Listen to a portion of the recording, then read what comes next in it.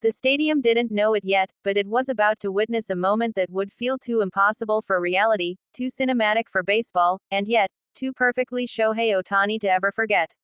For a few seconds, everything felt ordinary. The sun hung low, painting gold across the outfield grass, and the chatter of 50,000 fans blended into a lazy hum. Nothing hinted that history was about to punch through the calm. Then it happened, the crack of a bat that didn't sound like wood meeting leather. It sounded like a cannon. A sound that instantly silenced conversations, froze laughter, and snapped every head toward right center field.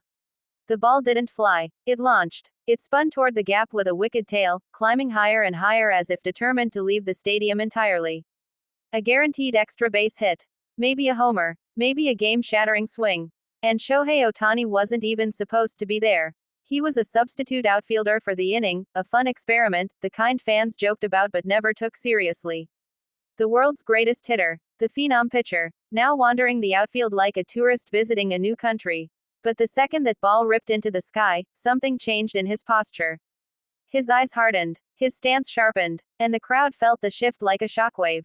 Ohtani took off, not in a casual jog, not in a cautious sprint. He exploded across the grass with a speed that made fans gasp and announcers fumble for words. The ball kept tailing away, drifting farther and farther from his original angle, mocking every step he took. It was the kind of hit outfielders train their entire lives to read, and still misjudge half the time. But Ohtani read it like he wrote the script himself. He cut across the outfield with long, powerful strides, every muscle coiled like a sprinter in a championship race. His cleats tore into the turf, his jersey rippled behind him, his breath came out sharp and focused. And yet, it still wasn't enough. The ball was outrunning even him. The crowd realized it first, those heartbreaking milliseconds when the physics become undeniable. The ball was dipping too late, tailing too far, falling too fast. He wouldn't get there. He shouldn't get there. Even the opposing dugout, leaning against the railings, understood they were about to witness a highlight, but not a catch. Just incredible hustle. A superstar giving effort where effort shouldn't matter. But then Ohtani did something that didn't belong to baseball. Something that belonged to legends, myths, or movies filmed in slow motion. He left his feet. A full sprint. A full dive. A full commitment to the impossible. Time didn't just slow, it fractured. For a moment, all anyone could hear was the roar of their own heartbeat. Ohtani stretched out completely, body parallel to the earth, fingers clawing toward a ball that still seemed a breath too far.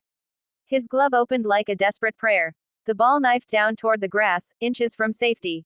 And then, impact. Leather met baseball with a thud so sharp, so final, that even the batter paused mid-stride. The ball didn't bounce. It didn't pop out. It stuck, trapped against the heel of the glove by sheer will. Ohtani hit the ground a split second later, sliding across the grass in a trail of dust and torn blades. His body absorbed the shock with a grunt that only the first row could hear. For a moment, no one moved. Not Ohtani, not the fielders, not even the umpire. It was as if the world was waiting for permission to believe what it had just seen. Then Ohtani rolled over, lifted his glove, and revealed the ball tucked snugly inside. The stadium detonated. A sound erupted, not cheering, not screaming, but a kind of collective disbelief that shook the concrete under people's feet. Fans stood faster than their bodies could process. Children jumped on their seats. Even adults grabbed strangers and yelled like best friends. In the dugout, teammates buried their faces in their hands, laughing in pure shock. Coaches stared with their mouths open. Even the opposing team had to smile, their disbelief outweighing their frustration. Not one person in the stadium stayed seated. Ohtani pushed himself up slowly, brushing dirt from his arm, chest heaving. When he finally stood, sweat dripping, jersey stained, glove raised in humble acknowledgement, the moment became a picture burned forever into baseball memory. It was a catch that shouldn't exist.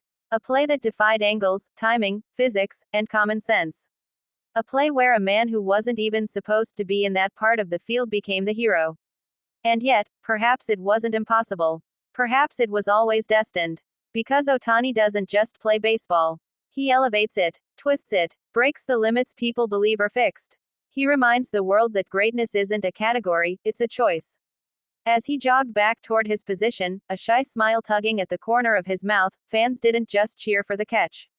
They cheered for what it meant. That even in a sport where everything has been measured, analyzed, quantified, and predicted, magic can still happen. Miracles can still unfold. And legends can write new chapters whenever they feel like it. And for one breathtaking minute, Shohei Ohtani wasn't the pitcher, or the hitter, or the superstar. He was the outfielder who caught the uncatchable. A man who leapt into the impossible. And came down holding it in his glove. And as the roar echoed across the stadium, rolling like thunder into the warm evening air, everyone understood something they'd never forget. Some moments aren't meant to be explained. They're meant to be witnessed, felt, remembered forever. And this impossible, gravity-defying, heart-stopping catch was one of them.